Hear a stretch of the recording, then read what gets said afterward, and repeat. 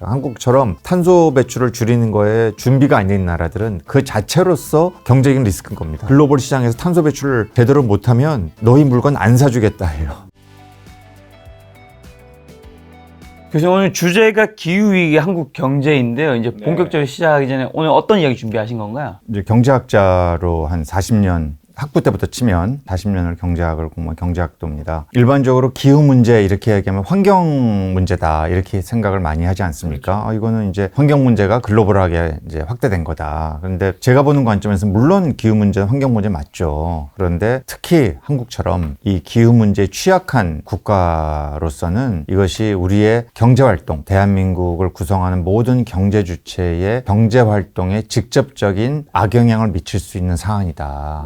이렇게 좀 접근을 해보면 기후 문제라는 것이 훨씬 좀 피부에 와닿고 이게 내가 먹고 사는 문제와 직접적으로 관련되는구나. 좀 이런 것을 한번 이야기하고 싶어서 나오게 됐습니다. 우리가 생각했을 땐 기후위기라고 하면 뭔가 환경, 뭐 지구를 보호해야 되고 이런 걸 생각하는데 이게 우리의 경제와도 맞닿아 있다는 거잖아요. 경제와 직접적으로 맞닿아 있다. 이게 그럼 교수님 일단 강연부터 한번 먼저 들어볼까요? 지금 지난 한 250년 동안의 이제 탄소 배출의 연간 발생량, 배출량을 보여주고 있거든요. 이 그림을 보시면 재미있는 것이 거의 배출되는 게 없다가 1850년을 넘어서면서부터 기울기가 생기기 시작해서 최근으로 올수록 기울기가 급해지는 것을 볼 수가 있는 거죠. 이게 왜 이렇게 됐을까? 아마 이 방송을 보시는 분들이 다 예상하시겠지만 이른바 영국에서 시작된 산업혁명과 바로 맞닿아 있거든요. 그 당시에 영국이 이제 석탄이라는 부존 자원이 굉장히 풍부했고 이것이 기술과 결합이 되면서 고도의 생산성을 발휘하는 그런 새로운 경제 시스템으로 넘어가게 됐는데 거기까지는 좋았던 거죠. 그래서 석탄도 쓰고 그다음에 석유도 쓰고 그다음에 천연가스도 쓰고 이렇게 해서 쭉 이 3종 화석 연료가 지난 200년 동안에 인류의 고도 성장을 가능하게 하는 물적 토대가 됐습니다. 여기까지는 다 좋았어요. 그런데 이 과학자들이 보니까 여기서 그쳤으면 좋았는데 이 화석 연료를 사용하면 사용할수록 거기에 성분으로 들어가 있는 이산화탄소가 배출되더라. 근데 이것이 다량으로 화석 연료를 쓰다 보니 다량의 이산화탄소가 배출이 돼서 기존의 이 지구를 구성하고 있는 탄소의 순환, 공기와 땅과 바다를 순환하거든요. 근데 이것을 넘어선 이 균형을 깰 정도의 탄소 배출량이 인간의 경제 활동에 의해 드러나기 시작했다라는 것을 이제 과학자들이 1950년도 이후에 가설이 나오고 끊임없는 연구 과정을 거쳐서 이제는 이것이 모든 과학자들이 다 동의하는 그래서 결국은 인간이 잘 살려고 화석 연료를 썼는데 그 결과 탄소가 배출됐고 그것이 기존의 균형을 이루어왔던 탄소의 농도를 깨면서 지구가 더워지고 더워지는 것으로 인해서 과거와는 새로운 차원의 그런 기상 피해가 발생하고 인간의 경제 활동까지도 제약하기에 이르렀다라는 지금 결론까지 와 있는 상태다 이렇게 볼 수가 있겠고요. 그 결과가 바로 지난 2000년 동안의 지구상의 평균 온도입니다. 그래서 사실은 인류가 이제 지구 곳곳에 기온을 재기 시작한 것은 미국과 영국에서 1880년에 제대로 시작했고요. 그 전에 여기 나와 있는 그 전에 통계들은 나무 나이테도 보고 또 북극 남극 빙하도 보고 이래가지고 이제 역으로 추산을 해본 거죠. 그런데 여기서 잘 드러나지만 영도를 기준으로 큰 변화가 없이 한 1800년 정도를 흘러온 겁니다. 오히려 1400년부터 1800년 이 400년간은 유럽을 중심으로 이른바 소빙하기가 있었다라고 지금 추정이 되고 있죠. 여기까지는 이제 그런 비교적 안정적인 이런 기온 상태를 유지하다가 1850년을 넘어서면서부터 기울기가 어떻게 됩니까? 급격하게 올라가는 거죠. 이 흐름이 이제 앞에서 보여드렸던 탄소 배출과 높은 바로 직결되는 상관관계가 있다라는 것이고요. Y축을 보시면 지금 1.0도로 되어 있지 않습니까? 그러니까 한마디로 한 1850년부터 지금까지 한 170년 동안 엄밀하게는 1.1도 올랐다. 이제 이렇게 되어 있어요. 근데 이제 우리 학생들한테 이제 이런 거 보여주면 도대체 북극도 있고 남극도 있고 적도지방도 있는데 어디를 잰 거냐? 근데 이게 어떻게 재나요? 제가 아는 한 제가 이제 과학자가 아니기 때문에 이게 지구의 곳곳에 온도를 재는 거고 이게 이제 평균 기온입니다. 평균 기온. 1년의 평균 기온을 내기 때문에 굉장히 추운 곳도 있고 뭐 굉장히 더운 곳도 있지 않겠습니까? 그리고 계절별로 다 다르고 그래서 이런 것들이 다 평균적으로 어느 정도의 온도다라는 것이 이거는 이제 지구상의 곳곳에 있는 뭐 위도와 경도와 이런 차이를 다 포함해서 평균 온도를 내는 것이니까 비교적 안정적이어야죠. 그런데 이것이 이제 지난 170년 동안 급격하게 이제 올랐다라는 것을 보여주고 있는 거여서 또 많은 분들이 질문이 아니 170년 동안 1. 1.1도 올랐다는 게 그렇게 엄청난 건가? 이 질문을 많이 하세요. 아니 예를 들어 Y축이 한 뭐 3도 4도 되면 이건 좀 심각하다라고 생각할 수 있는데 1도 가지고 뭘 그러나 이제 제가 들은 가장 설득력 있는 이건 과학적인 건 아닙니다만 우리가 사우나를 가면 그 온탕과 열탕이 있어요. 근데 우리가 주의 깊게 안 봅니다. 온탕의 온도는 몇 도고 열탕의 온도는 몇 도고 가끔 보면 그거를 표시해주는 사우나가 있어요. 근데 보통 제가 이렇게 어디 가서 물어보면 한 3, 4도 차이 나지 않습니까? 이렇게 답을 하는데 실제로는 2도에서 2.5도 정도 차이 납니다. 온탕과 열탕이. 근데 다들 느끼시겠지만 온탕은 편하게 들어가지만 열탕 잘 못 들어가요. 처음에는 상당히 힘들어합니다. 익숙해지는데. 그러니까 사실은 2도 정도만 돼도 우리가 체감하는 온도가 그렇게 차이가 있는데 지구상의 평균 온도가 연평균 온도가 이렇게 차이가 난다는 것은 굉장한 변화라고 제가 아닌 저는 경제학자고 과학자들이 이제 이야기를 하는 거죠. 과거에 지금보다 더 더웠던 적도 있습니다. 아주 이 고기후 쪽으로 가면은 그런데 문제는 200년도 안 되는 기간 동안 1도를 넘어서는 온도의 변화를 가져온 것은 이거는 유례가 없다. 이게 이제 과학자들의 이야기인 거죠. 그래서 우리가 심각하게 이 문제를 봐야 된다는 것이고요. 자, 여기까지 이제 과학자들의 이야기입니다. 제가 여기에 학문적으로 덧붙인 건 하나도 없고요. 지금까지 문의는. 그래서 결국 과학자들이 지난 50년 이상의 논쟁을 거쳐서 나온 결론은 두 가지예요. 지구는 더워지고 있다. 왜 더워지냐? 인간의 화석연료 사용이라는 경제활동 때문이다. 이 두 가지 명제가 참으로 드러났기 때문에 그때부터 이제 저 같은 경제학자의 역할이 필요한 거죠. 그렇다면 이 문제를 해결하려면 우리가 지난 200년 동안 너무 익숙하게 해왔던 화석연료 사용을 통한 고도성장, 이 흐름에 뭔가 변화를 꾀해야만 한다. 그럼 어떻게 할 거냐? 이게 생각보다 매우 어렵다 이야기이기 때문에 그래서 이제 저희 같은 경제학자의 고민들이 시작되는 거고요. 여기 보시는 대로 그 고민의 단초가 바로 이 그림에 있는데요. 지금 전 세계에 누가 어느 나라가 탄소 배출을 제일 많이 하느냐? 31%가 2021년도 기준 중국입니다. 중국이 뭐 압도적으로 제일 많이 배출하고 있고 그 다음이 이제 미국이에요. 미국은 피크를 찍고 좀 떨어지고 있죠. 13.5%. 그 다음에 인도, 전 세계에서 인구 제일 많은 나라죠. 인도 7.3%입니다. 그 다음에 러시아가 4위, 5위가 일본, 6위가 이란, 7위가 독일, 8위가 인도네시아, 9위가 한국이에요. 러시아를 이 아시아의 일부로 본다면 뭐 유럽과 아시아에 걸쳐 있는 대국이니까 전 세계 탑 9 탄소 배출국 중에 7개국이 아시아에 몰려 있는 겁니다. 그러니까 지금 기후변화 문제는 현재는 아시아가 주도하고 있다. 왜냐하면 탄소 배출의 압도적인 비중이 아시아에서 일어나고 있기 때문인 거죠. 이렇게 말씀을 드릴 수 있겠고요. 이건 이제 누적 배출량입니다. 앞에 거하고 앞에 것은 2021년도 기준 연간 배출량 기준이에요. 이건 누적 지난 200년 동안에 누가 탄소 배출 제일 많이 했냐. 이제 이걸 보여주는 건데 이게 왜 중요하냐. 탄소가 만약에 배출되고 뭐 1년 만에 완전 소멸된다든지 뭐 이렇게 되면은 이런 누적 배출량이라는 것은 큰 의미가 없어요. 근데 이건 지금 뭐냐 하면 과학자들이 이것도 발견해낸 건데요.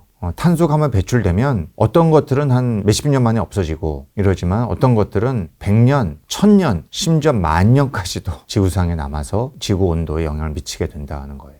이런 것들을 생각해 보면 결국 인류의 화석연료의 다량 사용은 19세기 이후의 현상이기 때문에 결국 200년 전에 배출된 탄소도 지금 여전히 지구온난화의 위력을 발휘하고 있다는 거죠. 그래서 국가별로 누적된 탄소 배출량 지난 200년 동안 여기 그림에는 250년이 나와 있죠. 1750년부터 나와 있으니까 이건 도대체 어떻게 되느냐를 이제 이것도 역시 상당 정도 추정치죠. 이게 중요한 겁니다. 왜냐하면 지금의 현재의 기후변화 현상은 200년 동안에 배출된 누적된 탄소의 결과물이다. 이렇게 설명할 수 있기 때문인 거죠. 여기는 순위가 바뀌죠. 1위는 이제 미국입니다. 그것도 전 세계의 4분의 1. 2위는 유럽연합을 27개국을 한 국가로 요새는 뭐 화폐도 같이 쓰고 하니까 한 국가로 보자면 2위가 유럽연합이고요. 3위가 중국. 중국은 워낙에 이제 20세기 이후에나 경제성장을 시작한 나라긴 하지만 그럼에도 워낙 배출을 많이 최근에 하기 때문에 3위. 4위는 산업혁명을 처음 시작한 영국 이렇게 쭉 갑니다. 이 한국에 대해서는 뭐 이것도 하나의 연구 결과예요. 여기 제가 13위, 16위 이렇게 하지 않았습니까? 13위는 유럽연합을 한 나라로 쳤을 때 13위, 16위는 유럽연합의 나라들 중에 개별로 봤을 때 우리나라보다 누적 탄소 배출량이 많은 나라. 우리 김 작가님 어느 나라인 것 같으세요? 이 세 나라가 이 유럽연합의 27개국 중에 한국보다 누적된 탄소 배출량이 많은 세 나라는 어디일까요? 독일? 독일 하나 맞습니다. 교수님도 두 개 맞춰주세요. 그러면 뭐 프랑스, 프랑스하고 그 바로 아래에 있는 그다음에 이태리, 이태리 정도. 예, 그 네. 정도죠. 예, 뭐 경제 규모도 크고 인구도 많은 나라, 뭐 우리 상식에 딱 맞습니다. 예, 그래서 뭐 최근 또 나온 결과는 이렇게까지 안 되고 한국은 20위 정도다라는 결과도 있는데 뭐 다양해요. 왜냐하면 이게 이제 과거에 추산을 해야 되는 거기 때문에 뭐 약간의 불확실성은 있고요. 어쨌든 우리는 이제 10위권이다 이 정도 보시면 되고요. 이게 이제 문제인 겁니다. 인도나 이제 인도네시아나 이런 나라들은 현재 성장률도 높고 탄소 배출량도 많은 나라거든요. 이런 나라들이 보기에 이런 선진국의 뭐 기후변화에 대한 뭐 적극적인 대응이 필요하다. 탄소 줄여야 한다. 이런 이야기들은 진정성이 없다라고 주장을 하는 거예요.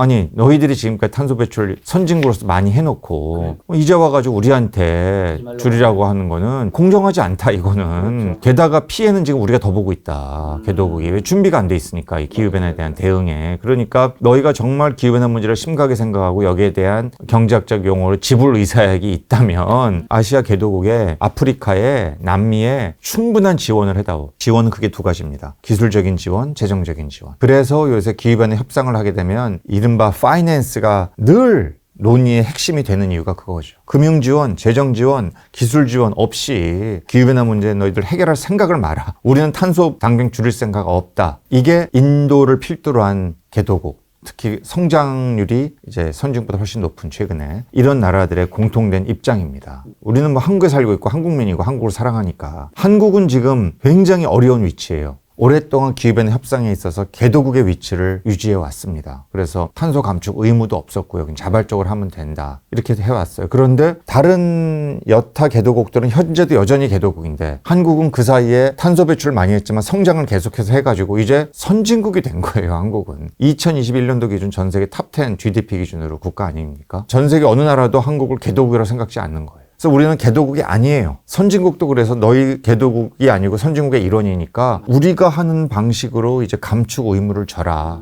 그래도 충분히 뭔가를 보여줘라. 너희가 보여줘야 개도국도 너희를 따라온다. 너희는 개도국으로서 개도국을 졸업한 나라이기 때문에 그 본을 보여야 개도국도 훨씬 더 기후변화 협상에 있어서 선진국과 얘기가 좀 될 거다. 너희가 모범을 보여라. 이런 압박을 받고 있으니까 한국은 지금 전 세계 최대 200개국 중에서 아주 독특한 위치를 기후변화 문제에서 점하고 있는 나라입니다. 굉장히 오랫동안 탄소 배출을 적극적으로 해왔는데 그 과정에 선진국이 된 거예요. 그런데 탄소 배출을 줄이기 위한 노력은 그동안 해오지 않았던 나라인 겁니다. 근데 우리는 더 이상 개도국이 아닌 거예요. 그러니 선진국에 상응하는 정도의 감축 의무를 누구나 지라고 지금 압박을 가하고 있는데 대한민국은 준비가 안 돼 있다.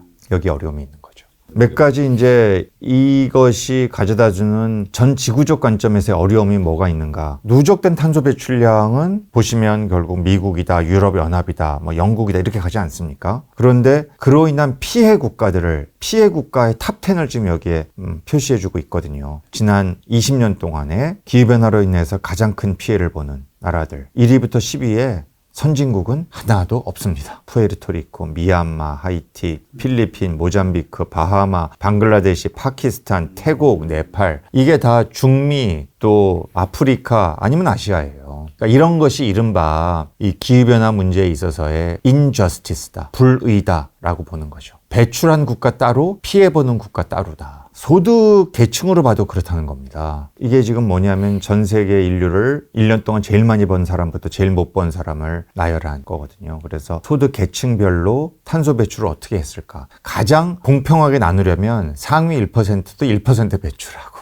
하위 1%도 1% 배출해야 되지 않겠어요? 근데 그렇지 않은 거죠. 이 그림에 보시지만 상위 1%가 전 세계 탄소의 15%를 배출한다. 상위 10%가 1%를 포함하면 52%, 즉 반 이상을 배출한다는 거예요. 근데 의외로 이거 제가 본 지표보다는 굉장히 양호한 지표네요. 상위 10%가 한 70% 이상 이렇게 배출한 걸 나오던데. 이제 옥스팜이 그래도 이제 이른바 불평등 문제에 있어서는 가장 그래도 권위 있는 기관 중에 하나인데 최근 결과는 상위 1%가 17%까지 배출하는 것으로 또 늘어난 거는 아마 우리 이 교수님 말씀하신 대로 이 격차가 이 양극화가 더 벌어지고 있다는 것을 좀 시사하는 것이겠죠. 하위 50% 소득 단 7%만 배출합니다. 이것도 역시 잘 생각해 보시면 초고소득층이라는 것이 선진국에 잘 사는 사람이 아니겠습니까? 그리고 최하위 계층이 개도국에 못 사는 사람이 될 거예요. 누가 피해를 많이 보겠습니까? 앞에서 보여드렸듯이 역시 개도국이 피해를 많이 보는 거니까. 근데 그렇게 보면 개도국에 있는 취약계층, 저소득계층이 가장 큰 피해를 보는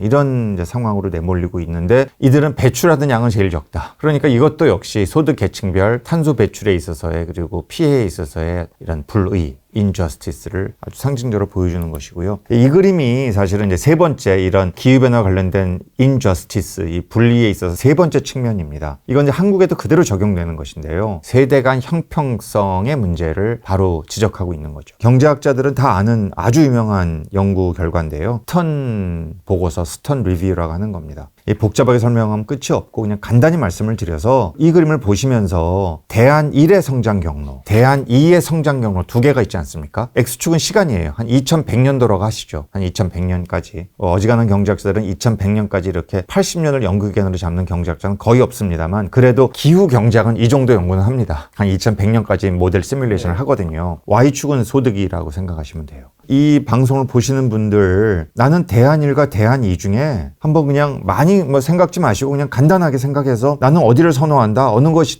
이루어졌으면 좋겠다, 이 질문에 한번 스스로 한번 답을 한번 해보시죠. 당연히 대안 2 아닌가요? 작가님은 왜 그렇게 생각하세요? 뭔가 우상향의 그림이라서요.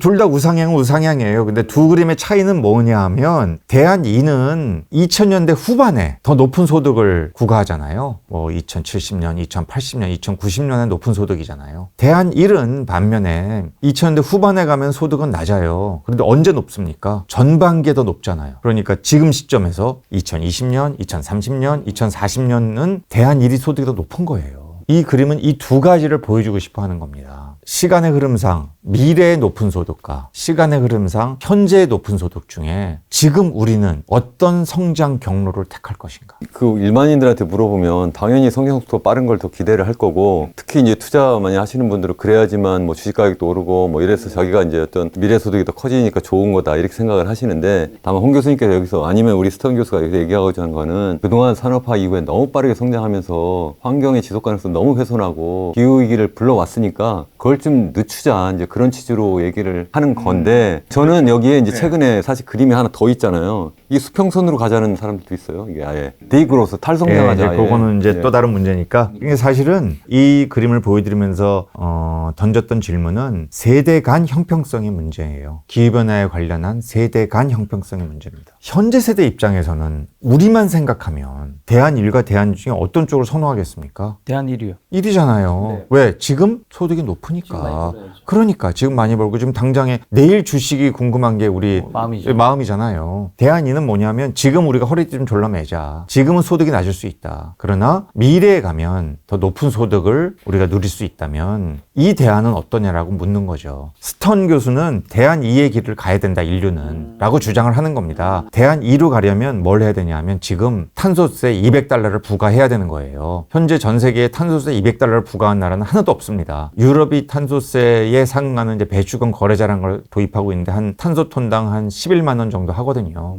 이거를 경제학자들은 200달러 해야 된다고 주장하고 있어요. 이 괴리인 거죠. 지금 당장에 그렇게 탄소세를 막 200달러씩 막 26만 원을 부과를 하게 되면 경제 성장이 어떻게 되겠습니까? 모든 물가가 오르고 모든 생필품 가격이 오르고 엄청 힘들어지는 거죠. 소득이 떨어지게 되는 겁니다. 그러나 그렇게 해서라도 우리 다음 세대에게 좀 더 좋은 세상을 물려줄 수 있다면 그게 바로 대안 2다. 그런데 현재 세대는 그러한 미래를 위해서 자기를 희생해서 대안 2의 길을 가겠다고 나설 수 있겠는가라는 그 도전적인 질문을 이 그래프에서 하고 있는 거예요. 현재는 우리가 어떤 길로 가고 있을 것 같으세요? 대안 2의 길로 전혀 가고 있지 않은 거죠. 지금 탄소세를 도입한다든지 배출권 거래를 도입한다든지 굉장히 소극적이고요. 이번에 COP28이라고 이제 매년 열리는 기후변화 협상 당사국 총회라는 게 있습니다. 며칠 전에 이제 끝났어요. 두바이에서. UAE에서. 거기서도 이제 화석연료 없앱시다. 이 문구를 못 넣는 거예요. 화석연료 phase out. 이 표현을 못 넣습니다.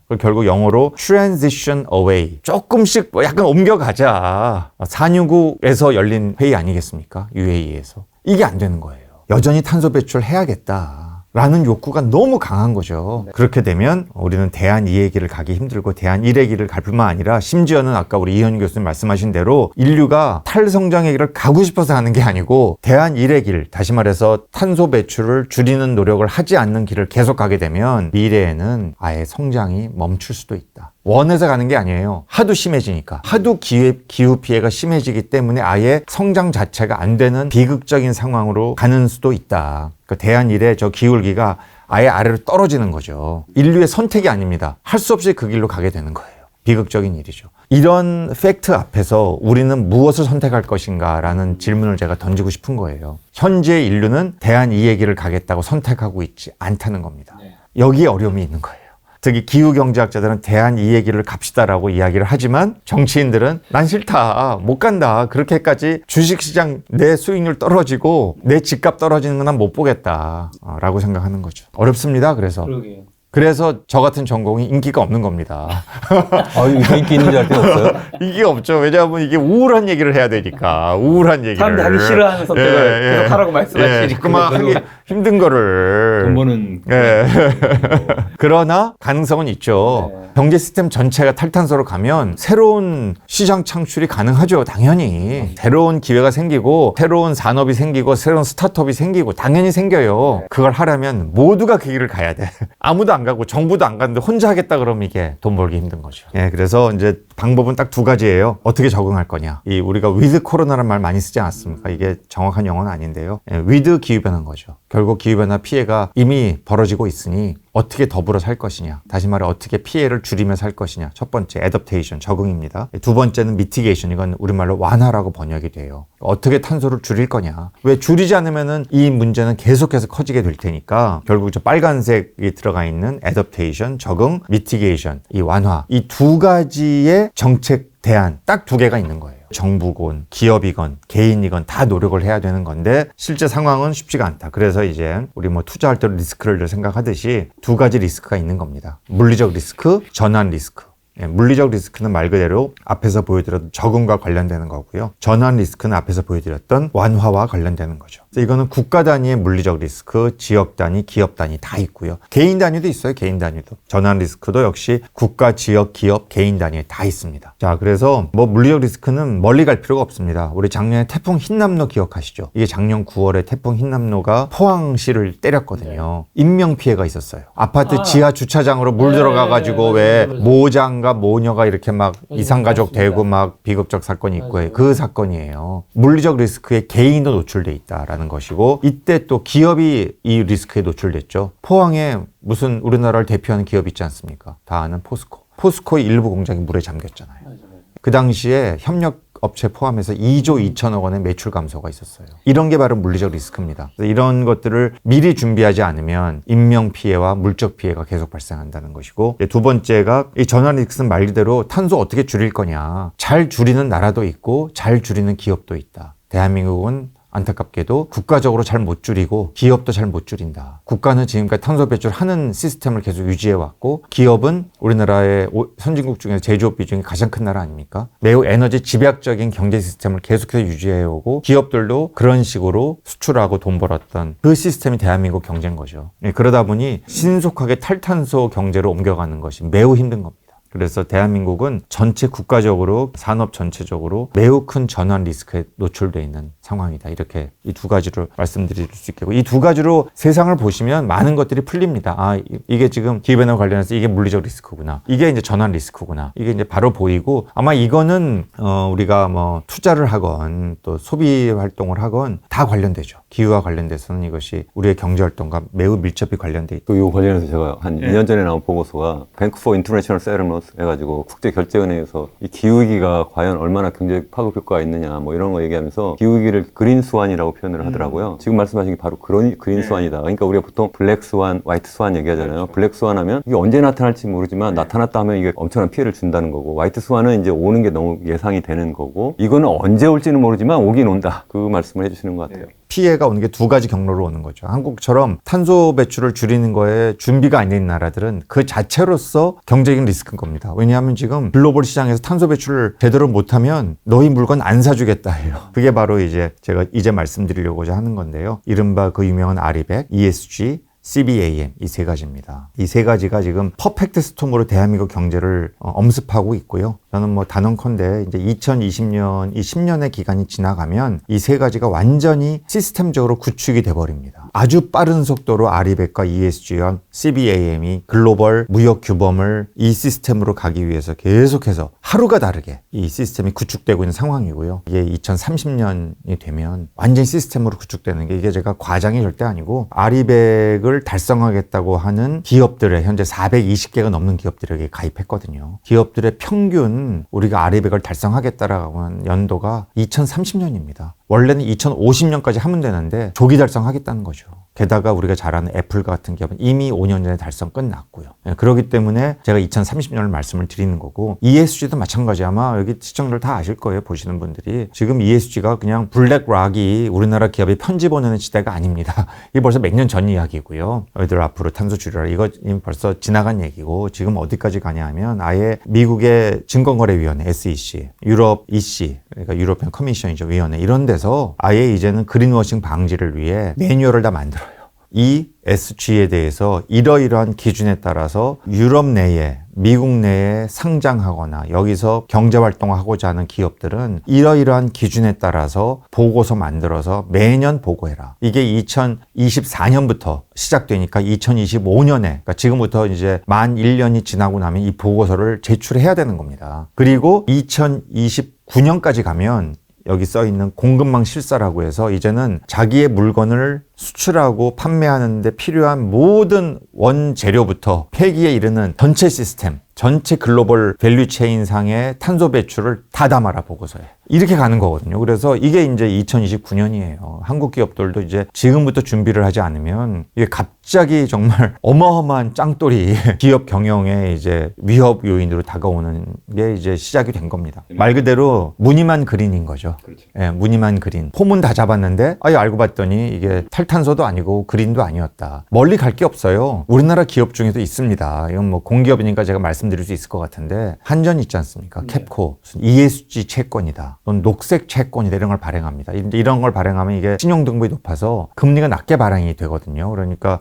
이제 이거를 발행한다는 것은 이렇게 해서 확보한 자금을 그린에, 탈탄소에 쓰겠다라는 것을 전제로 하는 것이에요. 그런데 실제로 확인해 봤더니 캡코가 동남아시아에 가서 여전히 석탄 화력 발전소를 짓고 있다. 또 신규 석탄 화력 발전소에 투자하려고 한다. 이율배반적인 모습들이 보이는 겁니다. 유럽이나 미국의 소비자나 투자자들이 보기에 동남아에서 탄소 배출하면 돌고 돌아 미국과 유럽에도 영향을 미치는 거기 때문에, 결국 그래서 캡코에 대해서 네덜란드의 연기금이 우리 투자 처리한다, 돈 다 뺐어요, 이런 겁니다. 그래서 이게 바로 시장에서 이런 식의 그린워싱을 하게 되면 바로 시장에서 시그널이 등장하고 정보가 공유되면서 기업 가치가 떨어지고 사람들은, 소비자들은, 또 투자자들은 기업으로부터 멀어지는 거죠. 근데 비슷하게 저는 여쭤보고 싶은 게, 그래서 애플 얘기하셨잖아요. 애플사가 벌써부터 알리백을 했다. 그럼 애플이 사실 아이폰을 생산하는 이제 중국에서 하잖아요. 그럼 자기들이 제품 개발하고 마케팅하는 거는 사실 에너지가 별 필요가 없어요. 그러니까 당연히 신재생에너지, 재생에너지를 뭐 100% 뭐 사용해서 쓰는 게 어렵지 않은데, 정작 중국에서 소위 얘기하는 아이폰이라는 이름을 걸고 애플 거를 이제 하청받아 하잖아요. 그럼 똑같이 지금 한전 얘기하신 것처럼 애플이 미국에서 자기들 제품 개발할 때는 알리백을 했지만 중국에서 그 아이폰을 사실은 100% 재생에너지 써서 하나요? 네. 애플이 우리가 아리백을 달성했다고 하는 것은 전 세계에 있는 애플 사업장, 우리는 아리백을 달성했다라고 선언한 겁니다. 사실은 뭐 이 얘기는 안 할 수가 없네요. 삼성전자가 이제 애플이 삼성전자로서는 엄청나게 중요한 고객이잖아요. 그런데 삼성전자가 전 세계에서 아리백 기준으로 봤을 때 RE20 정도를 한다고 이야기를 합니다. 그러니까 RE20이라 하면 삼성전자 사업장에 사용하는 전기의 20%를 재생에너지로 한다라는 의미죠. 중국이 탄소 배출 많이 하는 거 사실이에요. 특히 석탄화력 발전소가 비중이 높거든요. 중국의 재생에너지 발전 비중이 30%입니다. OECD 평균에 육박했어요, 지금. 풍력, 태양광 어마어마하게 설치하고 있어요. 그러니까 이게 바로 아리백 그대로 국내 기업 중에도 몇 년 전에, 요새는 이제 국내 기업이 중국 투자가 좀 여러 가지 이유로 잘 안 되지 않습니까? 중국 경제도 그렇고 뭐 미중 갈등도 있고. 그런데 몇 년 전만 해도 국내 사업장을 중국으로 옮긴 사례가 있어요. 가자마자 바로 아리백 됐다는 거예요. 육상 풍력으로 전기를 고정가격 20년으로 산업용 전기 비싸지 않게 바로 쏴준다. 이게 지금 중국의 모습입니다. 그래서 절대로 중국을 재생에너지면서 과소평가하면 안 돼요. 아니, EU 텍소노미 하면서 이제 원자력도 이게 재생에너지를 포함을 시킨다 뭐 이래가지고 한때 우리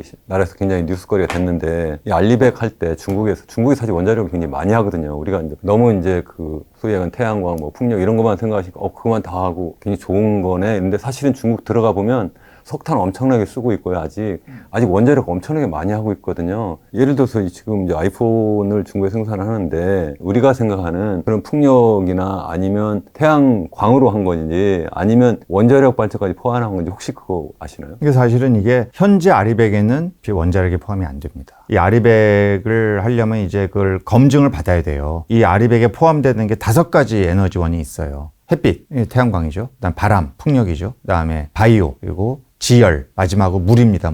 물은 뭐냐 하면 이제 수력, 뭐 소수력, 양수, 또 바다의 파력, 조력 이런 것들이에요. 이 5가지를 쓰게끔 되어 있습니다. 그렇기 때문에 애플이 이걸 달성했다는 거는 그런 몇 가지 조건을 충족시키는 방법들이 있어요. 이제 이 교수님이 그 직접 쏴준 겁니까? 바로 전기 그대로 쓴 겁니까? 라고 했을 때는 몇 가지 이제 아리백의 이 검증을 통과하는 방법들이 있습니다. 그러니까 예를 들어 인증서를 구입한다 이런 것도 돼요. 한국은 아리백에 너무 못 미치지만 실제 국내에서 직접 태양광 발전사와 재생에너지를 필요로 하는 사업자 간에 직접 거래하는 비중은 너무너무 낮고요. 이른바 녹색 요금제라고 해서 그냥 무늬만 재생에너지라고 비판받을 소지가 상당히 있는 건데 조금의 프리미엄을 주고 전기를 삽니다. 그럼 이거를 아리백에 인증해주는 그런 식으로 지금 하고 있어서 앞으로 이게 제대로 검증을 통과할 수 있을지가 제가 보기엔 불확실해요. 그런데 애플이나 이제 구글이나 이런 아리백을 달성했다고 하는 기업들은 그것보다는 훨씬 더 투명하게 하고 있는 거죠. 삼성전자로 돌아가 보면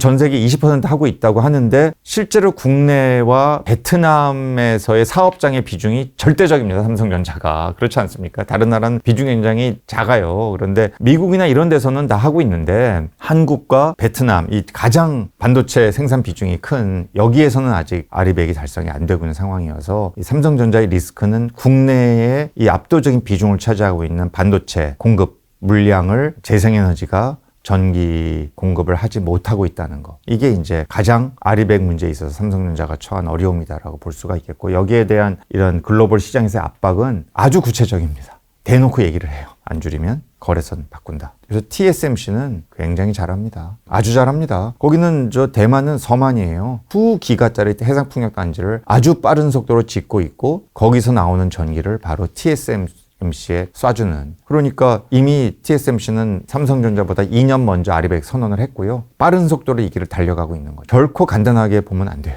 말만 하지 않습니다. 왜냐하면 대안이 있기 때문에. 그런 문제고요. ESG도 역시 그래서 이제는 금융기관들이 투명한 비재무적인 그런 평가 기준을 제시를 해왔지만 그린워싱을 막기 위한 방편으로 이제 국가가 나서서 실질적인 규제화되고 있는 추세라고 보시면 되겠어요. 우리나라 글로벌 기업들은 ESG에 지금 대비하려고 어마어마하게 아주 머리 싸매는 문제입니다. 글로벌 공급망 전체에서의 탄소 배출이 어떻게 되느냐까지 다 리포팅을 하라고 하니까. CBAM도 이제 이건 가장 최근에 시작된 건데요. 올 10월에 이미 이제 모니터링은 시작됐고 2026년 1월 1일을 기해서 본격적으로 인증서를 구입해야만 수출이 가능한 방식으로 지금 옮겨갈 태세고요.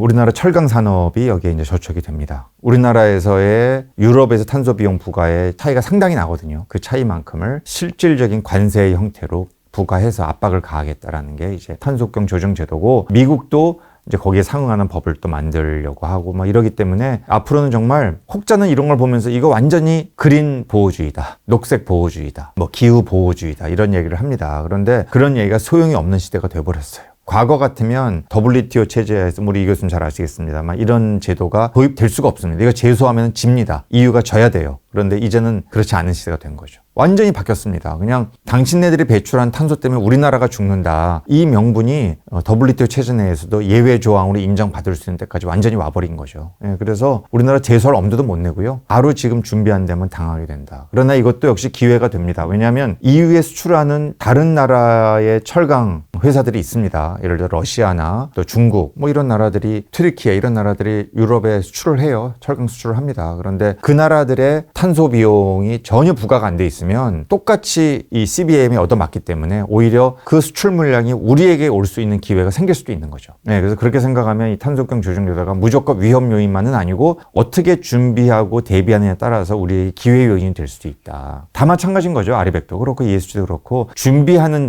자에게, 준비하는 기업에게, 준비하는 국가에게 기회가 오는 겁니다. 그래서 이제 이런 게 준비가 안 되면 산업 공동화 길로 간다고 봅니다. 이미 시작됐고요. 국내의 대표적인 태양광 모듈 제조 기업이 우리나라 공장 하나 폐쇄했습니다. 얼마 전 뉴스에 나왔어요. 또 다른 공장에서는 1,800명 희망퇴직 받습니다. 네, 그런 상황이에요. 기업은 미국에 수조 원을 투자합니다. 미국이 정부가 너무 환영해요. 온갖 보조금 다 줍니다. 자칫하면 재생에너지 공급이 안 되고 시장이 안 커지니까 이 재생에너지를 공급하는 업체도 문 닫고 재생에너지 공급 안 되니까 이걸 재생에너지 꼭 필요로 하는 기업들은 결국 참다 못하고 한국 떠나고 산업 공동화예요. 이런 일이 2020년대에 충분히 벌어질 수 있는 시나리오다. 라는 거죠. 제가 괜히 이걸 겁박하는 게 아니고 이미 그런 조짐들이 나타나고 있고 현재 미국에 투자되고 있는 우리나라 글로벌 기업들의 행태를 보면 그 투자 미국으로 하고 한국에 안 오면 되는 거예요. 지난번 정부에서 이제 사실은 이제 재생에너지를 더 많이 사용하자 해가지고 뭐 태양광부터 시작해가지고 적극적으로 이제 추진하고 반대로 이제 원자력 발전은 좀 가능한 축소하자 뭐 이렇게 했는데 태양광 관련해서 막상 해보니까 국내 업체 제품을 쓰는 것이 아니라 중국 제품을 써가지고 도리어 이거 남 좋은 일 시키는 거 아니야 이런 비판도 많았잖아요. 지금 말씀하신 것처럼 안 쓰니까 그나마 있는 그러한 우리나라의 태양광 발전 제조기업들이 딴 데로 떠난다 이런 문제도 있지만 또 우리가 준비해서도 안 됐는데 쓰려고 해보니까 이게 도리어 그냥 무방비 상태로 자유무역에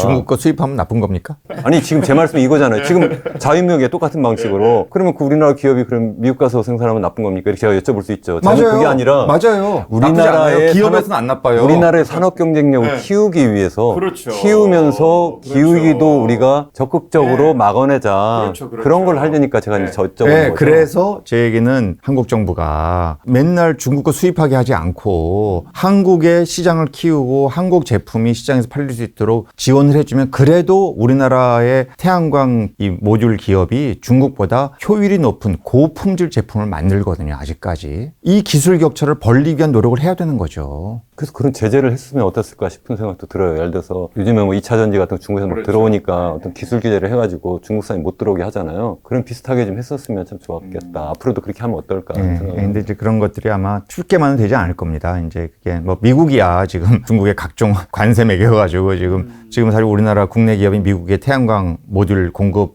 시장 규모율 1위거든요. 중국계 미국에 지금 못 들어 관세 때문에 이제 이런 것들은 미국은 하죠. 근데 한국이 과연 그런 것들을 중국에 대해서 자유자재로 할 수 있을까는 좀 별개의 문제긴 합니다. 그러나 어찌됐든 이 교수님 말씀도 중요한 것이 이 시장을 키우면 저는 국내에 경쟁력 있는 재생에너지 업체들이 한국 시장을 절대 외면할 리가 없다고 봐요. 그리고 글로벌 시장에서 우리나라의 경쟁력 있는 재생에너지 기업들이 여러 개 있습니다. 태양광 쪽도 있고요. 풍력도 있어요. 제가 어디 가서 기업 이름을 얘기하기 힘들어요. 자꾸 얘기하면 또 뭐 그게 주식이 좋은 겁니까? 뭐 믿고 했는데 안 됐습니다. 막 하도 이런 얘기를 많이 하셔가지고 근데 그런 기업들 잘 찾아보시면 있거든요. 근데 이런 기업들이 국내에 투자가 안 되는 거예요. 지금 돈 해외 가서 법니다. 미국에서 벌고 대만에서 벌고 유럽 가서 벌어요. 이게 모순 아닙니까 지금? 아니 우리나라 기업들인데 국내 시장이 너무 열리지를 않으니까 너무 규제가 많으니까 이렇게 지금 전 세계는 아리백이다 이런 걸 가는데 현재 정부는 또 여기에 한번 계획하고 지으려면 10년 15년 걸리는 원전에 또 올인하겠다 그러니 아니 최소한 아주 좋게 아주 균형 있게 보더라도 좀 분산 투자해야 되지 않겠어요? 원전들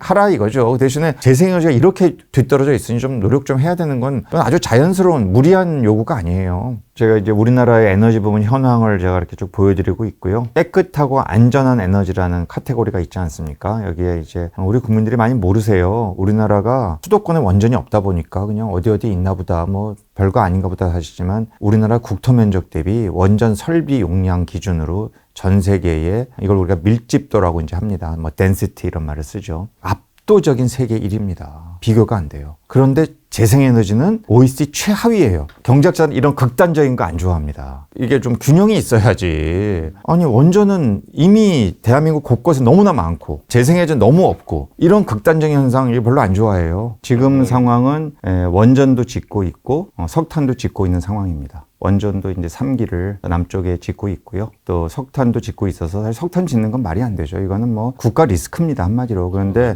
이제 과거에 이거를 정부에서 허가를 내줬기 때문에 이명박 정부 때부터 문재인 정부 이르기까지 줄줄이 다 허가를 내줬어요. 그래서 현재도 짓고 있고 우리나라 주요 기업들이 여기 다 관여돼 있습니다. 굉장히 어려운 문제고 저는 지금 짓고 있는 석탄화력발전소는 40년 수명을 다 못 채울 것이 확실시 됩니다. 그러나 현재의 왜곡된 전력 수급 구조 또 시장 구조 하에서는 돈을 벌 수 있을 것이라는 기대 때문에 현재도 짓고 있는 거거든요. 그래서 앞으로는 이 문제는 국가적 차원에서 좀 빨리 해결을 해야 되고요. 원전도 마찬가지예요. 이게 지금 현재 3기를 짓고 있는데 만약에 더 짓겠다? 굉장히 지혜롭지 않은 거죠. 왜냐하면 이 갈등을 이겨낼 수가 없습니다. 게다가 재생에너지는 이렇게 비중이 적은데 석탄 줄이는 과정에 원전을 더 늘려서 이걸 보충하기 때문에 지혜로운 방식이 아니고 현재 원전이 이제 2020년대에 수명이 다하는 노후화된 원전들이 있어요. 그래서 이거를 재생에너지로 계속 대체해 가는 방식으로 소프트 랜딩을 하는 거죠.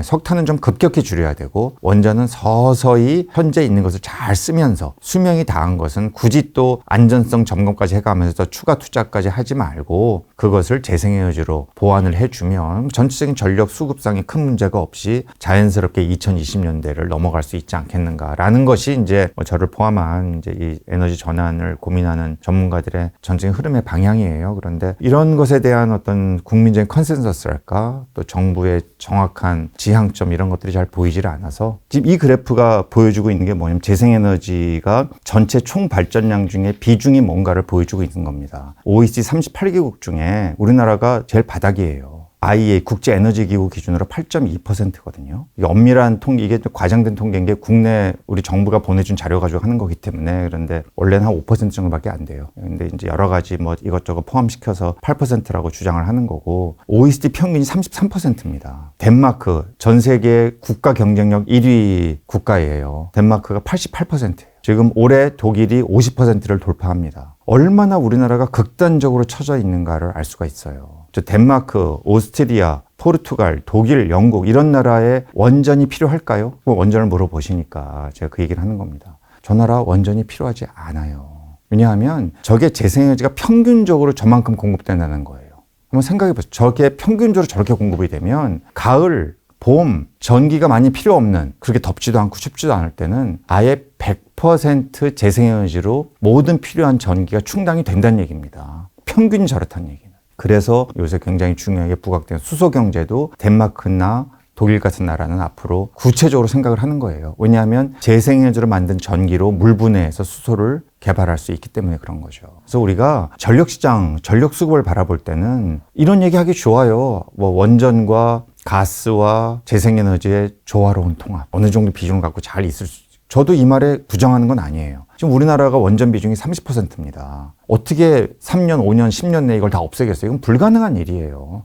안 돼요. 그러나 재생에너지가 계속 늘어나서 현재 우리나라는 5%대 허덕이고 있지만 이게 10%, 15%, 20%, 25% 그래야 OECD 평균에도 못 미치는 지금 30%가 넘었지 않습니까? OECD 평균이. 이렇게 가게 되면 원전의 역할은 급격하게 축소되는 거예요. 석탄은 말할 것도 없는 거죠. 그래서 우리가 이 이른바 이런 초대형 집중형 발전 방식이 갖는 한계가 재생에너지가 늘어나면 늘어날수록 명확해진다. 전력 계통상의 문제이기도 합니다. 이게 좀 전문적이에요. 이건 이제 공학적인 것도 많이 들어가기 때문에 제가 그렇게까지 말씀을 여기서 안 드릴게요. 그러나 이미 제주도가 지금 재생에너지가 평균 한 20% 정도 되거든요. 제주도에서 이미 그런 일이 벌어지고 있습니다. 20%밖에 안 되는데 출력 제어를 해요. 왜 그렇겠어요? 너무 전력 공급이 많은 거죠. 재생에너지 20%만 내도 육지에서 계속 또 전기가 들어가니까 해저 케이블로 들어가거든요. 안에서 생산이 돼요. 100이 필요한데 100이 넘게 들어와요. 전력이란 건 굉장히 묘해서요. 공급이 부족해도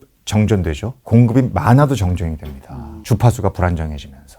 굉장히 아주 조심스럽게 다뤄야 할 시장이에요. 이 전력 시장이라는 것이. 그래서 어려운 것인데 지금 우리나라는 어떤 방식으로 하냐면 기존에 육지에서 들어가는 전기가 있으니 왜 굳이 제주도에서 왜 풍력이고 태양광 해가지고 전력 공급을 많이 하냐. 먼저 재생에너지 전력을 끊어. 공급이 많아지면 위험해지니까. 세상에 이런 정책이 어디 있습니까? 지금 우리가 재생에너지 늘리려고 하자는데 늘리자는 건데 기껏 사업자들이 만들어 놨더니 이걸 차단을 시키는 거예요. 즉 계통상으로 전력 공급을 하지 못하게 해서 전력 수급을 안정화시키는 방식으로 지금 아주 땜빵 방식으로 지금 전력 수급하고 있는 거거든요. 그러면 어느 세월에 재생에너지 늘겠습니까?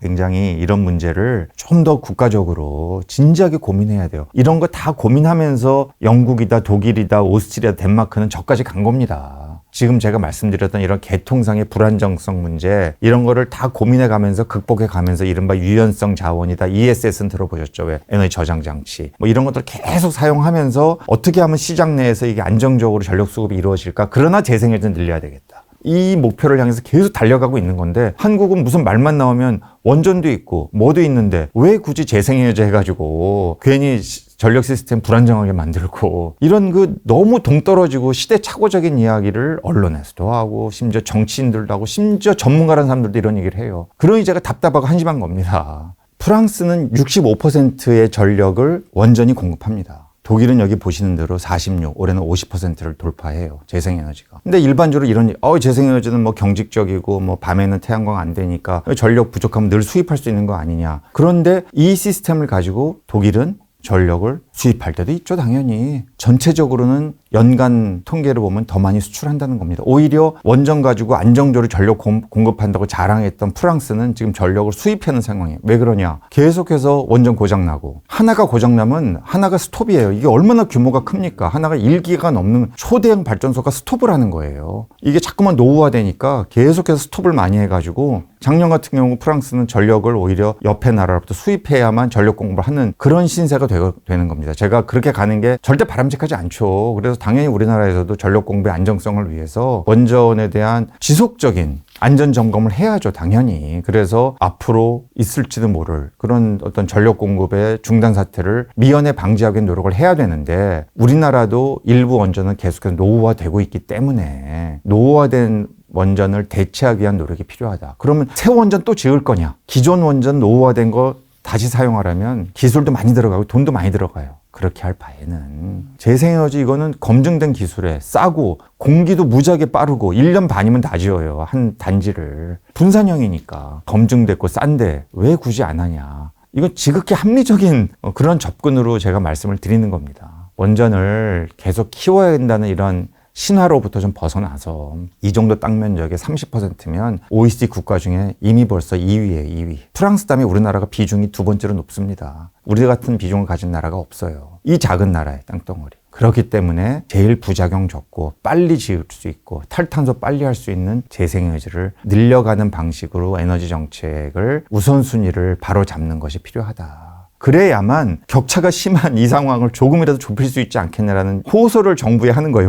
이 호소를. 네. 맥켄지가 아시다시피 이게 무슨 기후에 관심 있는 단체입니까? 여기가 무슨 뭐 돈 벌려고 하는 데잖아요. 근데 맥켄지가 작년 4월에 전 세계 전력 공급의 90%는 2050년이 되면 다 싹 다 재생에너지다. 이게 일반적으로 국민들은 이런 얘기를 들어보지도 못했을 뿐만 아니라 저게 과연 될까? 이게 된다는 거예요. 아니 맥켄지가 무슨 재생에너지 무슨 절대주의자입니까? 전혀 아니잖아요. 그냥 세상이 흐름 있게 가고 있다라는 거를 그냥 쿨하게 얘기하는 거야. 쿨하게 아주. 우리나라는 이런 얘기 하면은 우리나라는 달러라는 얘기를 너무 사람들이 많이 하세요. 뭐 우리나라는 땅이 좁아. 우리나라는 뭐 산이 많아서 안 돼. 우리나라 바람이 없어. 심지어 우리나라 햇빛 없다는 얘기도 하시죠. 제가 거의 충격에 빠졌어. 아니 우리나라가 언제부터 햇빛이 없었지? 이런 얘기 하면 좀 안 되고 좀 상식을 회복해야 됩니다. 상식을. 글로벌한 흐름을 알아야 돼요. 흐름을. 자, 이게 이제 아마 오늘의 주제와도 관련될 것 같아요. 이 그린과 디지털의 쌍둥이 전환. 이거 저도 꽤 전부터 이런 얘기를 했는데 유럽도 이 얘기를 하더라고요. 이 트윈 트랜지션이라는 말을 씁니다. 그래서 앞으로의 전 단언컨대 2050년까지 전 세계의 산업은 그린과 디지털 두 개가 쌍끌이로 갑니다. 사실 바이오도 그린을 벗어나는 바이오는 생존이 힘들고요.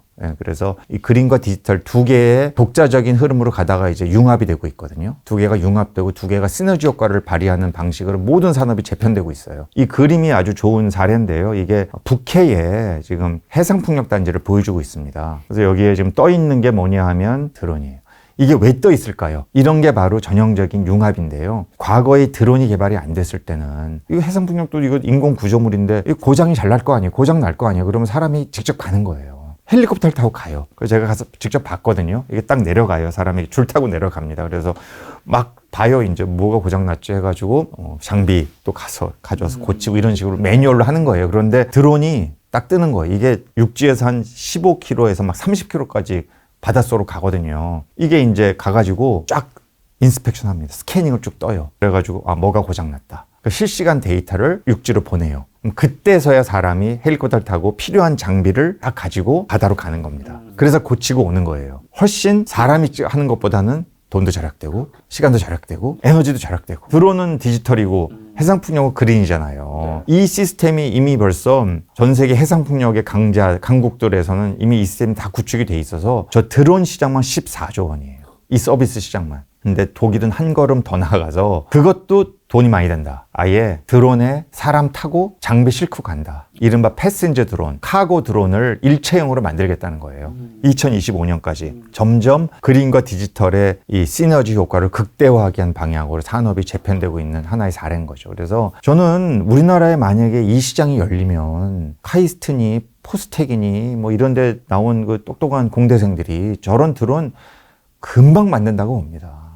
맞춤형 드론인 거죠. 빨리 이런 시장을 열어야 되지 않겠어요? 지금 우리가 뭐 석탄이다 원전이다 이렇게 늘 해왔던 전통적인 기술에 의존하는 시대가 지금 아니에요. 네. 좀 더 이런 쪽으로 눈을 돌리고 빠르게 성장하는 시장을 선점하려는 노력을 좀 해야 되지 않겠는가. 여기까지 말씀드릴게요. 혹시 이쪽에 다른 예는 좀 없을까요? 그린과 디지털에 이렇게 좀 어떤 융합 같은 거.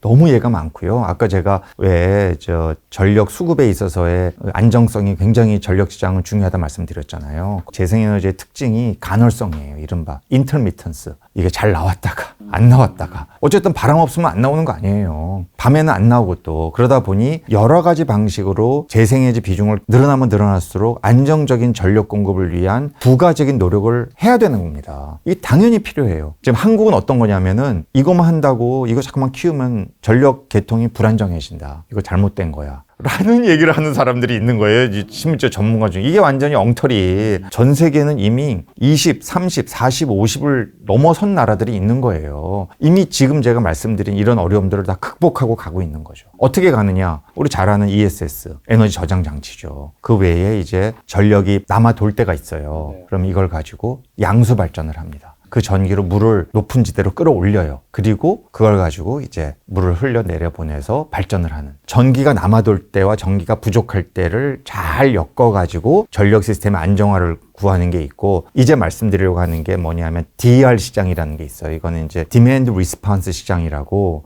수요 반응 시장이라는 건데 전형적인 그린과 디지털을 결합시키는 겁니다. 왜냐하면 전력이 안정적으로 잘 공급되는, 과거에 이제 석탄 원전은 그랬죠. 뭐 한 번 하면 막 출력을 막 80, 90 막 이렇게 그냥 쫙쫙 보내니까. 그런데 재생에너지는 그렇지 못하기 때문에 한창 전력 공급이 잘 될 때는 초과 공급이 될 수가 있는 거예요. 그럼 어떻게 하냐 하면 이게 플러스 DR이라고 하는 아주 재미있는 시장인데요. 이걸 실시간으로 디지털 기술을 활용해가지고 전력 시장에서 공급이 많이 될 조짐이다. 내일의 날씨가 어떻겠다. 이런 걸 다 예측을 하는 겁니다. 이때는 전력 공급을 굉장히 싸게 주는 거예요. 왜? 공급이 많으니까. 이거를 지금 한국은 출력 제어를 해버려서 해결하는데 그렇지 않고 공급하되 이걸 싸게 공급하면은 사람들이 수요를 많이 해요. 그래서 예를 들어 전기차에 공급을 하는 겁니다. 심지어 유럽에는요, 경제학에서 말도 안 되는 네거티브 프라이싱이 있어요. 전기 쓰면 돈 준다 해요. 놀랍지 않습니까? 전기를 쓰면 돈을 주겠으니 제발 써달라. 이런 시장까지 만들어지는 판입니다. 이런 거를 DR이 하는 거예요. 그리고 전력 공급이 부족할 때, 예를 들어 날씨가 흐리다. 태양광 전력 공급이 잘 안 된다. 근데 바람도 적다. 근데 갑자기 날씨는 덥다. 그럼 전력 수요가 굉장히 많이 필요할 거 아니에요. 이럴 경우에는 전력 공급이 부족하잖아요. 그러면 DR 시장을 가동합니다. 이건 뭐냐 하면 산업 시설 중에 굳이 이 시간대에 전기 쓰지 않아도 되면, 지금 전기값이 올라가고 있지 않냐. 지금 공급 부족하니까 가격 올라간다. 이 피크 때의 시간을 딴 데로 옮겨라. 옮겨서 좀 공장 돌려다오.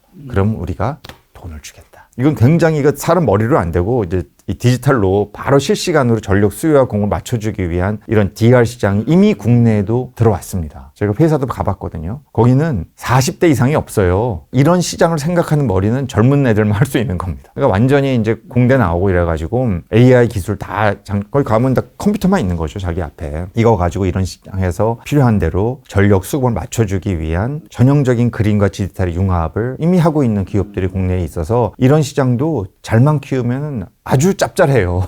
결국은 스타트업도 많이 생길 수 있고 이 젊은 청년들 일자리도 생길 수 있는 쪽이어서 이런 게 앞으로 이 분야에는 뭐 무궁무진하게 계속해서 생겨나게 될 거다라고 보는 거죠. 저는 뭐 한 가지 궁금한 게 아까 전에 이제 재생에너지 발전이나 차트 이제 보여주셨잖아요. 거기서 한국이 이제 유독 낮잖아요. 그 낮은 이유가 뭐 정부의 정책이 글로 안 가서인 건가, 아니면 한국이 뭐 기술이 좀 부족해서인가, 아니면 한국이 성장이 급하니까 성장해야 되니까 이런 여러 가지 이제 굉장히 중요한 저도 제가 제일 고민스러운 주제입니다. 왜 그 질문, 왜 한국은 이렇게 더딜까? 이렇게까지. 네, 이렇게까지 너무 차이가 심하고 격차가 더 벌어지고 있어요. 근데 한번 지나가는 평균적인 대한민국 국민에게 한번 물어본다면 여러분 우리나라가 재생의 문제가 공급이 안 돼 심각하다고 생각합니까? 라고 물으면 아마도 평균적으로는 재생에너지가 부작용이 많은데 해서 문제입니다라고 하는 답변이 더 많을 수 있다고 봐요. 여러 가지 이유가 있는데 1차적으로는 재생에너지라는 게 대한민국 국민에게 아직까지도 익숙하지 않습니다. 이미 유럽은 90년대부터 재생에너지가 보급되기 시작했어요. 한국은 익숙하지가 않아. 그때만 해도 여전히 석탄, 원전 열심히 지을 때입니다. 지금도 하고 있으니까. 시간 격차가 굉장히 큰 거예요. 그리고 특히 우리나라의 산업화 세대, 70대 이상 분들은 그 생각이 너무 확고해요. 전력은 큰 공장 같은 데서 대규모로 공급하는 것이다 라는 것이 굉장히 익숙한 세대입니다. 근데 우리나라 고령화되면서 이분들의 목소리가 여전히 강하죠. 세상을 보는 눈이 너무 다른 분들이 대한민국에 살고 계시고 이분들의 눈에는 풍력이나 태양광에서 전기 나온다는 거는 잘 상상이 안 되는 거예요, 이게. 그러다 보니 지역 주민들, 농민들, 어민들 이런 분들의 이 재생에너지에 대한 수용성이 낮다 보니 이거는 분산형이니까 여기 곳곳에 지어야 되거든요. 산에도 지어야 되고 논에도 지어야 되고 바다에도 지어야 되고 우리 건물 옥상에도 지어야 되고 공장 옥상에도 지어야 되고 여러 곳에 필요한 대로 다 지어야 되는데 이 수용이 안 되는 거예요, 잘 마음에. 아니 이게 뭐 문제 많은 거 아니야? 뭐 이런 이야기. 이제 이런 게 일반적인 정서가 있고요. 이 정서는 제가 보기에는 그래도 5년 전에 비해서는 많이 좋아졌다라고 생각합니다. 많은 노력을 한 거죠. 언론도 노력했고 전문가들도 얘기, 시민사회 뭐 활동가들 굉장히 뭐 유튜브 활동도 하고 하면서 그래도 조금씩 나아지고 있어요. 개선되고 있는데 여기에 좀 중앙정부가 이 부분에 대한 이 거대한 글로벌 흐름의 중요성을 인식하고 여기에 대한 불필요한 규제 좀 제발 좀 규제 좀 없애고 필요한 금융 지원, 재정적인 지원을 좀 해준다면 저는 굉장히 빨리 시장은 커질 수 있다고 봅니다. 간절하게 이걸 바라는 수요가 너무 크거든요. 지금 우리나라 글로벌 기업들은 전기 많이 쓴 기업들은 이 아리백의 지금 이 두려움이 어마어마합니다. 제가 뭐 무수히 많은 분들을 다 만나봤거든요. 우리나라 글로벌 기업들의 임원들을. 지금 이게 빨리 돼야 된다, 국내에. 하나같이 이런 얘기를 하세요. 그리고 뭐 한국 정부 현재는 좀 안타깝지만 뭐 CF백이라고 해서 원전을 포함시키겠다, 아리백 된 CF백이다 하는데 얼마 전에 뭐 정경련은 조사했더라고요. 국내 기업 중에 CF백 하면 가입하겠냐? 82%가 우리는 가입할 생각이 없다. 그럼 원전을 굳이 싫어해서가 아니고 글로벌 흐름과 맞지 않기 때문이에요. 아리백으로 하겠다는데 여기다가 우리나라는 원전 많으니까 집어넣겠다고 하는 것이 글로벌 시장에서 환영받지 못할 것이라는 걸 너무 잘 알고 있는 거죠. 대신에 국내 전력 수급상 원전은 써야 됩니다. 당분간. 앞으로 제가 보기에 30년은 써야 돼요. 그러나 서서히 추가적으로 더 지을 생각은 말고 이 대치되는 거를 재생에너지를 빨리 확충하자. 그러면은 전체적으로 소프트 랜딩이 된다는 거죠. 그래서 저는 이런 흐름이 결코 무리한 요구가 아니라고 생각합니다. 저도 그게 이제 동의를 하는데 경제학자로서 저는 시장이 제대로 돌아가지 않아서 그렇다고 생각하거든요. 지금 너무 에너지 가격이 싼 거예요. 전기값이. 뭐 그냥 공급을 너무 거의 공짜처럼 하니까 맞아요. 그런 것도 있고 또 하나는 뭐냐면 화력발전 같은 게 제일 개수님도 그렇고 저도 그렇고 그걸 줄여야 된다고 생각하잖아요. 화력발전에서 탄소 배출하는 거에 대한 비용을 안 매기죠. 안 매기니까 이런 거거든요. 맞아요. 제 말씀은 전기값 전반적으로 높이되 특히 이제 전기를 생산하는 방법이 여러 가지 있는데 특히 탄소 배출을 많이 하는 거에 대해서는 탄소세를 더 많이 부과해서 그쪽을 못 하도록 해야지만 자연스럽게 재생에너지를 가지 않느냐는 거죠. 이 교수님 말씀이 너무 맞고요. 지금 한국의 문제는요. 전력 생산에 따른 사회적 비용은 고사하고 그거는 지금 아예 생각도 못 하고요. 전기 만드는데 소요되는 원가라도 반영을 해야죠. 아니 이건 사업의 ABC 아닙니까? 우리 뭐 뭐 이 방송도 다 우리가 제대로 된 합리적인 투자해서 잘 살아보자 이런 거잖아요. 한국 왜 이렇게 싼 거예요? 국민의 저항성이 높기 때문인가요? 그러게요. 제가 대한민국의 수많은 시장을 봤는데 지금 대한민국 전력 시장은요. 딱 어디 베네수엘라 수준입니다. 베네수엘라가 어떤 나라입니까? 지금 다 탈출하는 나라예요. 베네수엘라는 온갖 화석연료 보조금에 있을 수 없는 정책만 써서 폭망하고 있는 나라거든요. 참 미안한 얘기지만 우리나라 전력 시장이 한 기업이 사실상 캡코라고 불리는 한 기업이 생산부터 판매까지 다 담당하고 있어요. OECD 38개국 중에 하나의 기업이 전력 공급부터 판매까지 다 하는 나라 전 세계에 딱 두 나라 있습니다. 대한민국과 멕시코예요. 우리가 멕시코 경제 닮아가면 되겠습니까 이게. 이런 식으로 하니 한 기업이 같이 하면 안 되는 건가요? 한 기업이 과거에는 경제학에서 80년대 저희가 배울 때는 전력 같은 이런 네트워크 산업은 하나의 기업이 하는 게 효율적이다 이런 이제 이런 규모의 경제를 유발하고 뭐 이런 이제 이런 걸 배웠어요. 근데 90년대 2000년대 되면서 해보니까 이게 꼭 그런 게 아니다. 한 국가가 있으면은 지역별로 나눌 수도 있고 서로 교차해서 전력 공급해도 경쟁을 도입하는 게 오히려 효율적이다라는 게 그래서 이제 다른 모든 나라들은 이렇게 가고 있는 거죠. 뭐 과거에 그냥 한 국영기업이 하던 나라 다 이제 민영화했어요. 한국에선 저는 민영화란 말 안 쓰겠습니다. 하도 민영화 얘기하면 뭐 말도 많고 탈도 많고 뭐 이게 뭐 어쩌고 뭐 다 우리 죽이려고 한다 뭐 하도 이런 얘기 많이 해서 저는 민영화를 얘기하자는 게 아니고 최소한 지금의 시스템 하에서라도 5대 발전 공기업 플러스 한수원이 있지 않습니까? 결국 한전의 컨트롤 하에 있는 기업들이에요. 이 기업들도 제발 좀 전기 요금이라도 그 원가에는 맞춰줘야 되지 않겠어요? 아니 2022년도에 러시아발 전쟁, 우크라이나 전쟁이 있어서 유럽에서는 파이프라인으로 공급하는 가스 요금이 국제 가스 가격이 7배에서 10배까지 오른 적이 있습니다. 순간 가격이. 한국은 우리 국민은 그거 다 남의 나라 뉴스예요. 한국은 그냥 에너지 위기를 느끼질 않아요. 소매 요금을 절대 올리지 않으니까. 기재부가 물가를 낸다고 누르고 산자부는 산업 경쟁을 떨어뜨린다고 누르고 정치권은 또 진보 연하는 정치권은 이거 올리면 우리 이제 영세 자영업자 불쌍한 또 서민들 힘들다고 안 올리고 딱딱 죽이 맞아요. 아주 그냥 나라 경제는 결단나고 있는데 아주 그냥 진보 보수가 그냥 딱딱 이 죽이 맞아가지고 이런 상황이에요. 지금 이 보세요. 이게 지금 2022년 12월 기준 작년 1년 전입니다. 유럽이 전쟁으로 전기 가스 요금 초토화됐을 때예요. 이거 보세요. 그때 국내 여러 언론은 뭐라고 썼는지 아십니까? 가스 요금 폭탄 떨어진다. 전기요금 폭탄 떨어진다. 세상에 이런 나라가 이 선진국에서 있을 수가 없는 일입니다. 여기에서 모든 모순이 출발되는 거예요. 그럼 이제 듣는 분들은 난 불편하다. 내 전기요금 올라가는 거 아니야? 근데 저는 솔직히 정말 가계 부담이 이거 작년에 이제 이 원가를 반영하려고 하면 2021년 말 기준으로 한 평균 3배 정도 올렸어야 한다고 돼 있어요. 지금은 그게 올해는 또 많이 안정화됐어요. 작년 얘기입니다, 작년. 그러니까 얼마나 우리나라가 극단적으로 이 전력 가격을 통제하고 있는지를 제가 말씀을 드리고자 하는 건데요. 유럽의 이런 나라들은 다 반영했어요. 자, 반영했는데 그러면 이 나라에도 못 산 사람이 있고 취약계층이 있고 저소득층이 있고 자영업자 있지 않습니까? 그냥 놔두지 않았어요. 이건 국가가 자기의 의무를 방치하는 거죠. 어떻게 했냐면 요금은 원가는 반영해야 된다. 최소한의 시장 경제의 원칙이다. 그러나 어려운 분들에게는 정부가 직접적인 지원을 한다. 그래서 현물 지원, 에너지 바이처 주는 거죠. 아니면 현금 지원.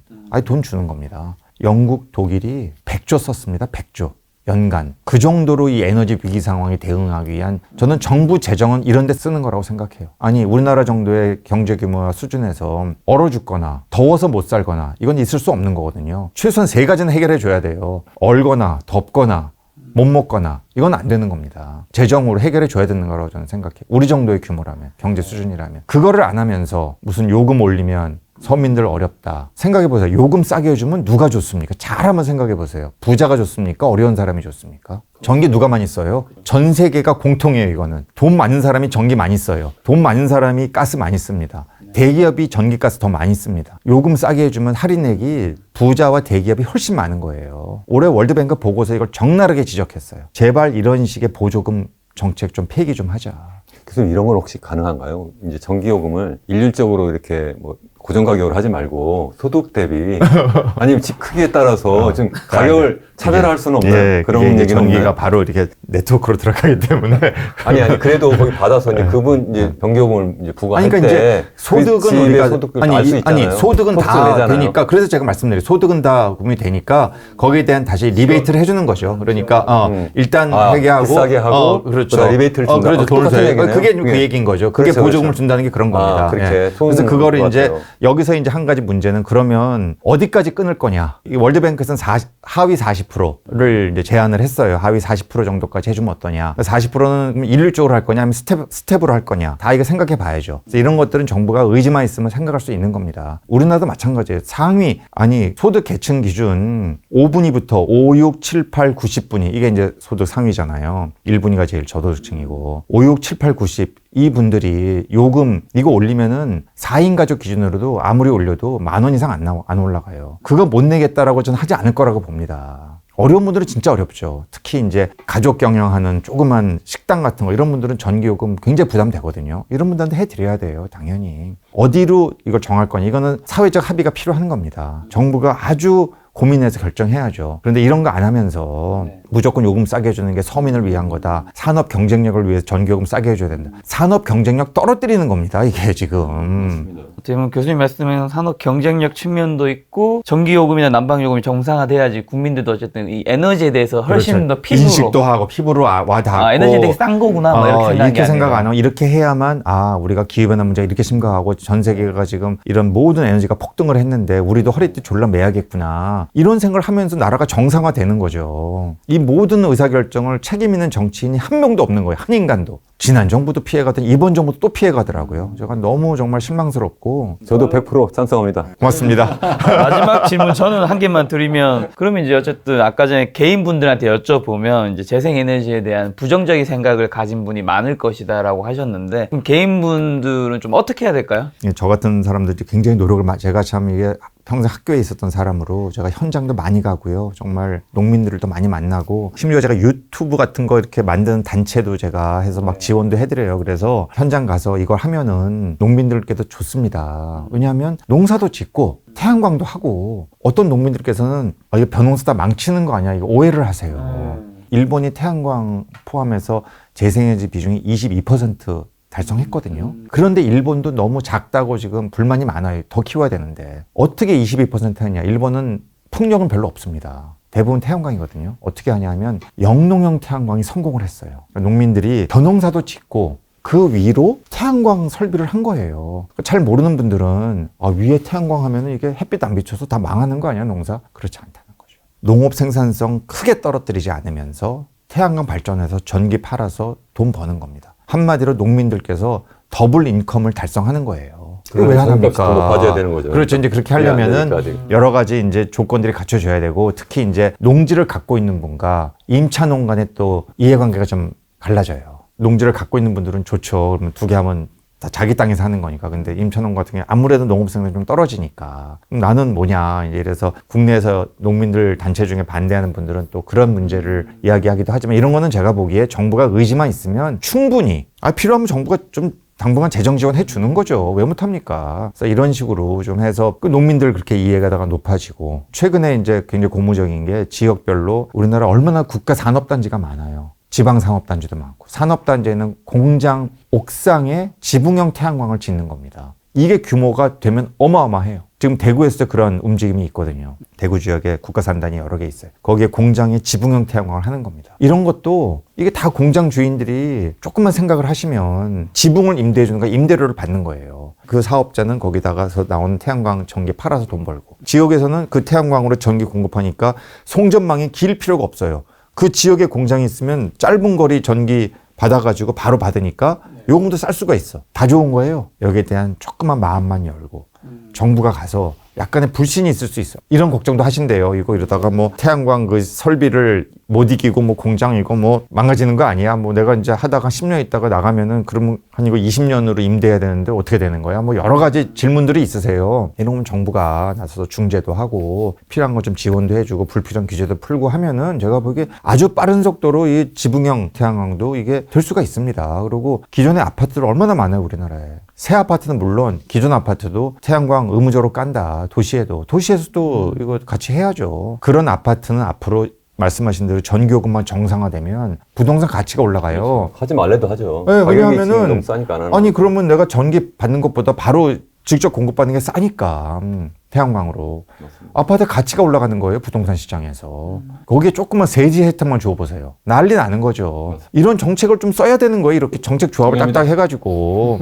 우리나라 사람들이 얼마나 이것도 한 번 꽂히면 얼마나 빨라요. 한 10년이면 이거 따라잡을 수 있어요. 10년이면. 근데 아직도 이게 안 되니까 그냥 간문을박하고 언론도 이상한 소리 하고 정치들도 거기에 엎어서 이상한 소리 하고 이런 거 제발 좀 없어져야 되겠다. 우리 경제학자는 이런 문제, 모든 문제의 답이 다 시장에 있다고 생각하고 가격이 제대로만 책정이 되면 그러면 하는데 안 하는 거거든요. 그러니까 정부가 그 가격 기능이 제대로 작동할 수 있도록 해줘야 되는데 어렵다는 건 이해해요. 왜냐하면 너무나 오랫동안 전기요금을 싸게 유지했기 때문에 이거를 제가 어디 가서 그런 얘기도 했어요. 이건 대통령이 나서야 될 문제다. 그래서 대통령은 무한 책임을 지는 자리 아닙니까? 과거에 정부가 잘못했지만 나는 여기서 그 잘못을 끊겠다. 과거 정부가 이렇게 잘못해서 국민들께 심려를 끼쳐드린 거에 대해서 내가 정말 100배 사죄한다. 대신에 지금부터는 우리가 5년의 기한을 두고 전기요금을, 가스요금을 정상화하기 위한 국가 프로젝트, 대프로젝트를 시작하겠다. 5년을 기다려달라. 이건 뭐 저는 그냥 옆에 있으니까 쉽게 할 수 있는 얘기입니다. 이렇게 해서 좀 이렇게 정치인들이 좀 어떤 나라를 생각하는 마음으로 하면 그런 호소를, 대통령의 호소를 무시할까요? 저는 절대 무시하지 않을 거라고 봐요. 이게 기업이 살 길이다.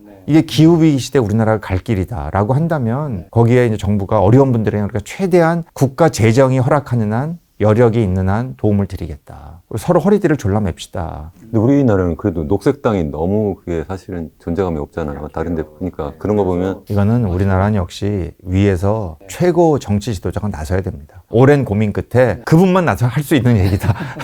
그 정도로 이 사안이 크더라고요. 왜냐하면 대한민국 시장 중에 가장 왜곡되어 있는 시장이거든요. 이 시장이. 원탑이에요, 원탑. 여기에 우리 국민이 40년 동안 중독됐어요. 불행히도. 그러니까 너무 수용성이 낮은 거예요. 올바르고 지혜롭고 비전이 있는 지도자라면 이 얘기를 해야 됩니다. 근데 사실 이렇게 하면 사람들이 또 걱정하는 게 아까 처음에 보여줬지만 우리나라 경제 성장에 이거 문제 생기는 거 아니야. 전기값이 올라가고 또 이래가지고 우리나라 산업이 경쟁력이 떨어지는 거 아니야. 이렇게 하는데 제가 볼 때는 이걸 정말 시장 정상화하고 R&D 투자할 수 있도록 정부가 보조금 주고 이렇게 하면 이게 바로 환경과 경제 성장에 윈윈하는 녹색 성장이거든요. 그게 바로 그린과 그게 녹색 디지털의 성장이거든요. 결합이 이루어지면서 그거죠. 네. 경제 성장을 촉발할 수 있는 그걸 하자는 거죠. 길이 되는 거예요. 그러면 이제 그런 쪽의 종목들도 커지고 주식에서 그러면 이제 딱딱 보이는 거죠. 이게 승자와 패자가. 그 종목이 뭐라고요?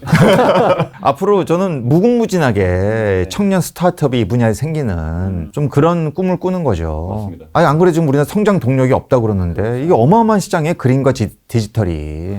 자, 교수님 긴 시간 오늘 얘기해 주셨는데 기후위기랑 재생에너지 관련해서 마지막으로 저희 시청자분에 꼭 하시고 싶은 말씀 있다면. 예, 제가 오늘 뭐 개인의 어떤 지속 가능성, 내가 돈 벌겠다, 내가 좀 제대로 된 투자하겠다를 좀 넘어서서 한국 경제가 잘 돼야 자기도 잘 되는 거거든요. 또 자기가 잘 돼야 한국 경제 잘 되는 거고 그래서 그런 차원에서 이 문제를 좀 더 큰 그림으로 좀 봐주셨으면 어떨까 하는 이제 말씀을 마지막으로 드리고 싶습니다. 저도 오늘 마지막이니까 한 말씀만 딱 드리고 싶은데 오늘 정말 홍 교수님 나오셔서 너무 감사하고요. 정말 제가 옆에 보면서 이 문제 너무 중요한데 왜 이렇게밖에 못하지? 피를 토하는 심정으로 막 하셔가지고 제가 너무 공감을 했다는 말씀 드리고 너무 감사하고 또 동시에 지금 말씀하신 것처럼 우리가 경제 성장만이 아니라 사회적으로 더불어 살아야 되고 또 자연과 더불어 살아야 돼. 그래야지만 또 우리 또 좋고 미래 세대도 좋고 그런 거잖아요. 그런 어떤 지속 가능한 발전에 대해서 이번 이 특집 프로그램을 통해서 더 많은 분들이 좀 공감하시고 그래서 어떤 새로운 비전을 가지고 그쪽으로 나갔으면 좋겠다. 이런 생각을 마지막으로 해봅니다. 감사합니다.